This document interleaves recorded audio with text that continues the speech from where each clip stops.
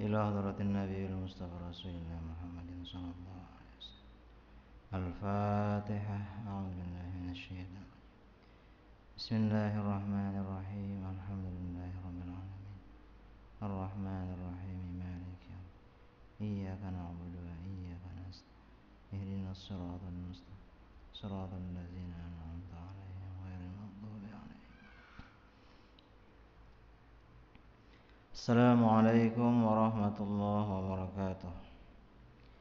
Alhamdulillahi rabbil alamin wa bihi nasta'in ala umuri dunya waddin. Wassalatu wassalamu ala asyrafil anbiya'i wal mursalin sayyidina wa nabiyina Muhammadin wa ala alihi wa ashabihi ajma'in. Rabbi shrah li sadri wa yassir li amri wahlul 'uqdatam min lisani yafqahu qawli. La haula wala quwwata illa billahil aliyyil azim. Pertama-tama marilah kita kembali memanjatkan puji syukur kehadirat Allah Subhanahu wa taala. Alhamdulillah, dengan limpahan rahmatnya kita kembali dapat tayang menyaksikan pengajian agama, yaitu pengajian ilmu tauhid.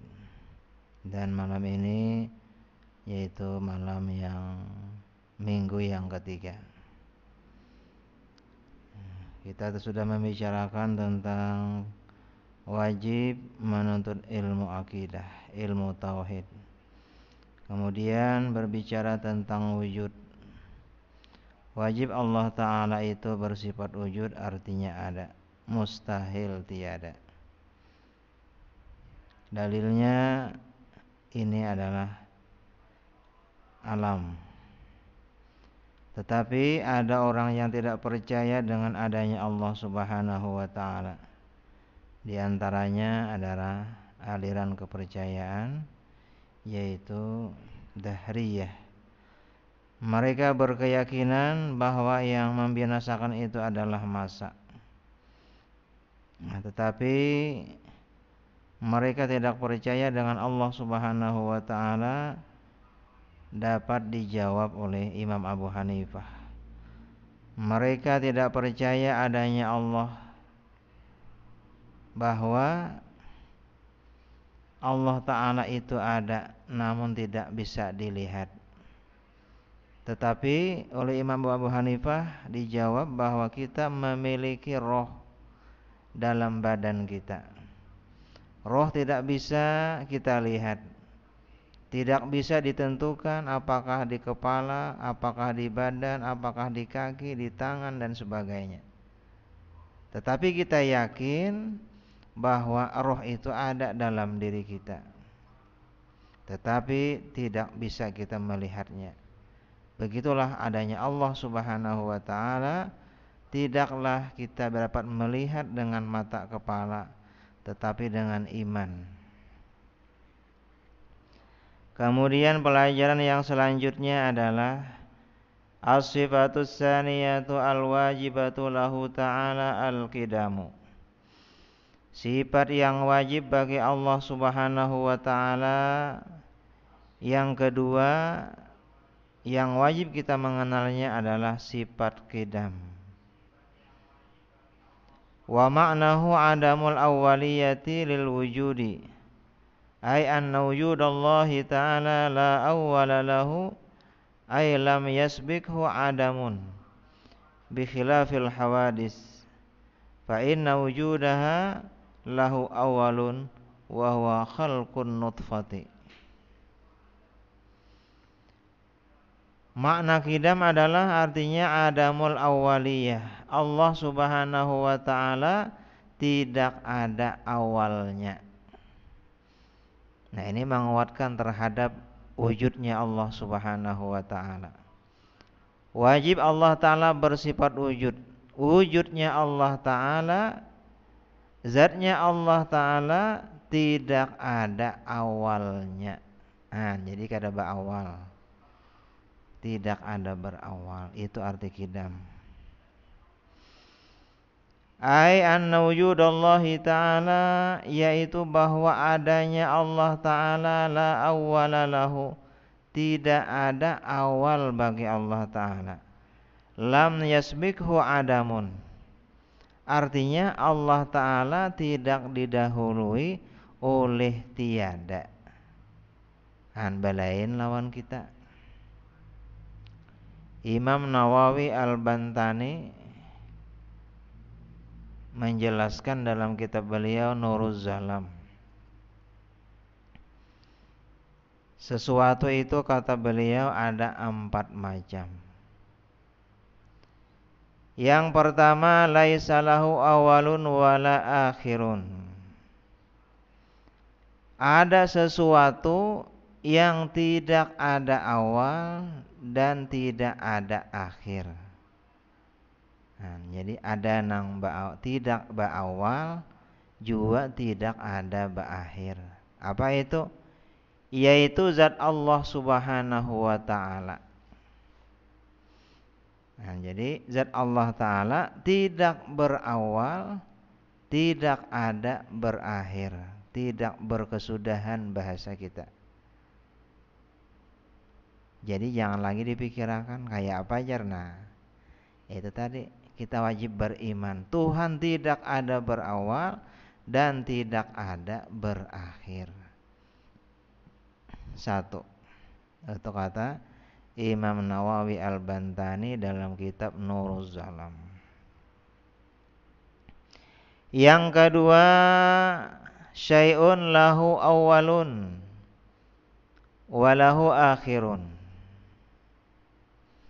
Ada sesuatu awalnya dan juga ada akhirnya. Dan kalau yang tadi tidak ada awal, tidak ada akhir, itu zat Allah Subhanahu wa Ta'ala. Yang kedua, ada awalnya dan juga ada akhirnya. Seperti zat makhluk ini. Ya kayak kita nih. Makhluk nih, manusia, binatang, jin, malaikat. Kita ini ada awalnya. Kalau dalam sini diciptakan daripada nutfah, setitis air, itu awalnya kita. Akhirnya kita ini mengalami kematian. Kita ini mengalami kematian. Jadi ada awalnya wujud kita ini dan ada akhirnya. Ini 2 sudah. Jadi yang pertama, tidak ada awal, tidak ada akhir, itu zat Allah Subhanahu wa Ta'ala. Ada awal, ada akhir, itu seperti zat makhluk ini. Kayak kita nih, ada pemulaannya dan ada kesudahannya. Yang ketiga, kata Imam Nawawi Al-Bantani, sesuatu yang tidak ada awalnya tetapi ada akhirnya. Sesuatu tidak ada awalnya tetapi ada akhirnya. Kayak apa ini? Tidak ada awalnya seperti Adam kita. Adam artinya tiada kita. Dahulu kita belum lahir ke alam dunia, belum ada dalam rahim ibu, kita ini kada ada. Itu kada tahu. Apa nang kita kada ada tu awalnya, kada tahu, itu tidak diketahui. Tapi ketika kita lahir ke alam dunia, itu sudah ada awalnya. Jadi awalnya tadi tidak ada, tapi dia berakhir dengan kelahiran kita ke alam dunia. Berarti berakhir dah. Baharu juga ngarannya, tidak ada awal, nang kita bahari kada ada tu kada tahu kita. Baik kita lahir ke alam dunia, berarti berakhirlah tiada itu, berarti ada akhirnya. Baharu juga ngarannya. Kalau Allah Ta'ala tadi tidak ada berawal, tidak ada berkesudahan, kekal selama-lamanya. Ada ini Adamnya kada tahu, ketiadaannya kada tahu, cuma ketika lahir ke alam dunia, maka disitulah hilang berakhirnya Adam tadi, berarti ada akhirnya. Nah, yang keempat, ada awalnya tetapi tidak ada akhirnya. Nah, ada awalnya tetapi tidak ada akhirnya. Nah, dalam kitab Nuruz Zalam tadi. Apa itu contohnya? Yaitu ketika kita masuk ke dalam surga, orang-orang kafir masuk ke dalam neraka. Nah, itu permulaan. Ada permulaan masuk surga, ada permulaan masuk neraka. Tetapi tidak berkesudahan. Artinya surga dan neraka itu dengan izin Allah Subhanahu wa taala khalidina fiha abada, kekal selama-lamanya. Jadi kada lagi bakal sudahan di surga tuh. Karena di surga kada ada lagi pemamatian. Hampir dah. Jadi orang yang dalam surga kekal selama-lamanya. Dalam Quran itu sudah, cuma ini dikehendaki oleh Allah Subhanahu wa taala. Kada sama bang lawan Tuhan nang mak, cuma Tuhan memberikan izin kepada surga khalidina fiha abada, neraka khalidina fiha abada. Nah, jadi ada permulaannya masuk di situ nah. Cuma dalam surga tidak ada lagi berkesudahan. Namun ada awalnya, ini berarti baharu juga. Nah, jadi Tuhan tadi tidak berawal, tidak ada berakhir. Sementara zat makhluk ada awalnya, ada akhirnya. Yang ketiga, kita dahulu kada ada. Kada tahu, ya apa nang kada ada itu. Sekalinya ada di alam dunia, berarti berakhir juga nang kada adanya itu. Ketika sudah matian kita, nah, sekelompok masuk surga, sekelompok masuk neraka, itu awalnya. Tapi setelah masuk ke dalam surga, masuk ke dalam neraka, khalidina fiha abada, kekal selama-lamanya. Nah, itu menurut Syekh Nawawi Al-Bantani. Nah, jadi bahwasanya wujudnya Allah Subhanahu wa taala la awwala lahu ay lam yasbiqhu adamun. Tuhan tidak ada berawal dan tidak didahului, artinya oleh sesuatu yang tiada. Nah, Firqah Dahriyah pun bertanya kepada Imam Abu Hanifah, bagaimana sesuatu itu tidak ada awalnya dan tidak ada kesudahannya. Nah, asalnya kada percaya juga kelompok ini kepada adanya Allah. Tapi setelah dijawab oleh Imam Abu Hanifah, apakah sampian baisi roh? Ada, ujar Sidin. Tolong tunjukkan di mana roh sampian itu. Nah, kada kawas Sidin. Lalu bertanya pulang nang Firqah Dahriyah ini, bagaimana sesuatu tidak ada awalnya dan tidak ada akhirnya? Ujar Imam Abu Hanifah, dalilnya di awak sampian juga. Napa ujar Dahri tadi? Sekarang kalau tanya kata Imam Abu Hanifah,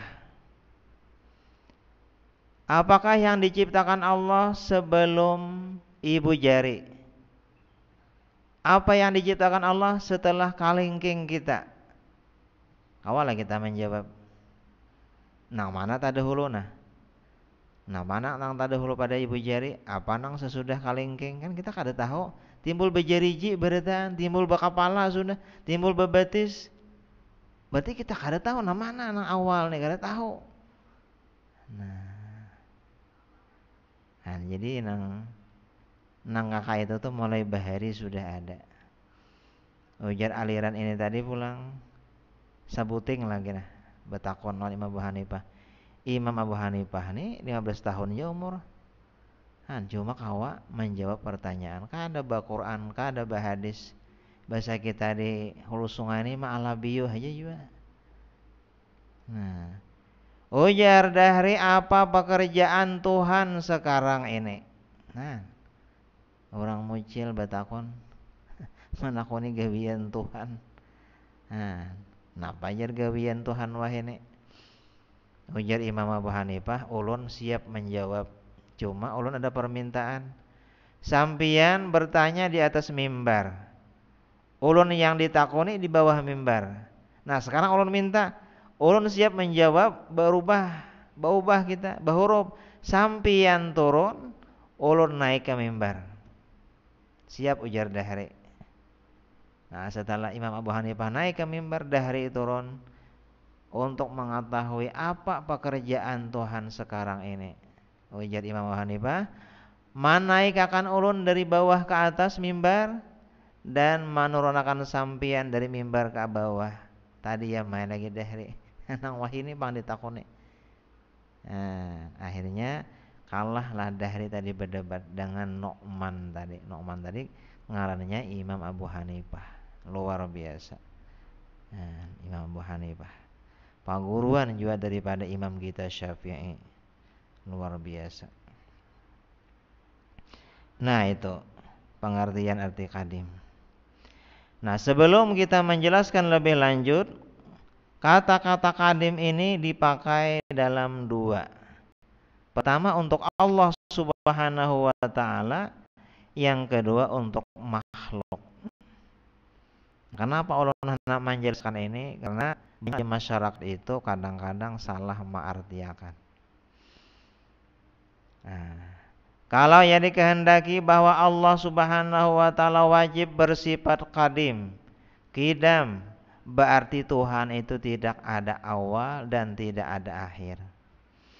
Tapi kalau kata-kata qadim digunakan kepada makhluk, berarti itu orang nang tadahulu artinya. Nah, contohnya dalam Quran itu surah Yasin biasanya. Wal qamara qaddarnahu manazila hatta 'ada kal 'urjunil qadim. Dan kami tentukan bulan itu tempatnya, peredarannya, sehingga dia itu kembali kepada tandan yang terdahulu. Nah, kan bulan ini istilahnya tuh bilainya 1, 2 sampai 14 tuh baganal bulat kayak bal sudah. Tapi bila sudah 15, 16, 17 tuh bahalus pulang, bahalus sampailah kayak tandan. Mungkin kayak tandan pisang potongannya. Kayak bulan sabit. Nah, bahasa bahalus pulang nya. Berarti di situ Tuhan menggunakan kata-kata kal urjunil qadim. Nah, kata-kata qadim digunakan untuk makhluk yaitu bulan tadi. Nah, berarti kata-kata qadim itu artinya kembali kepada asal. Jadi bulan ini makhluk. Kada sama lawan Tuhan. Yang kedua dalam Al-Qur'an juga surah Yusuf. Tuhan menggunakan kata-kata qadim kepada makhluk, yaitu kepada Nabi Yakub kawitan Nabi Yusuf.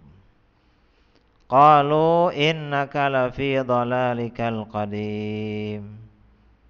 Nah, saudara-saudara Yusuf berkata kepada ayahnya Nabi Yakub, sesungguhnya engkau ini masih teringat dengan kisah-kisah lama. Kisah lama itu yang dahulu bahari. Kenapa? Nabi Yusuf hilang, adiknya hilang, kisahnya pulang.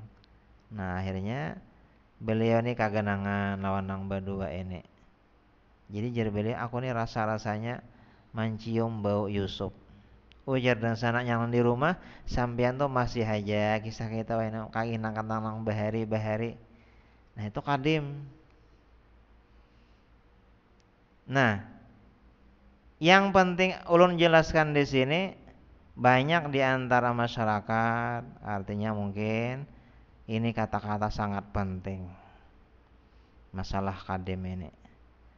Mungkin di masyarakat banyak beranggapan seperti Nur Muhammad itu qadim. Nah, apa arti qadim di situ? Jangan sampai Nur Muhammad ini dikatakan kadim kayak Allah Ta'ala. Berarti tidak ada permulaan, tidak ada berkesudahan. Ini tak salah memahami. Memang ada tulisan Nur Muhammad itu kadim. Apa artinya? Nah, dalam Simtud Durar dijelaskan, Maulid Al-Habsyi, Jabir berkata, Nabi menjawab, Innallaha khalaqa qablal asya nura nabika Muhammadin sallallahu alaihi wasallam min nuri. Nah, mungkin tadi itu maksud kadim.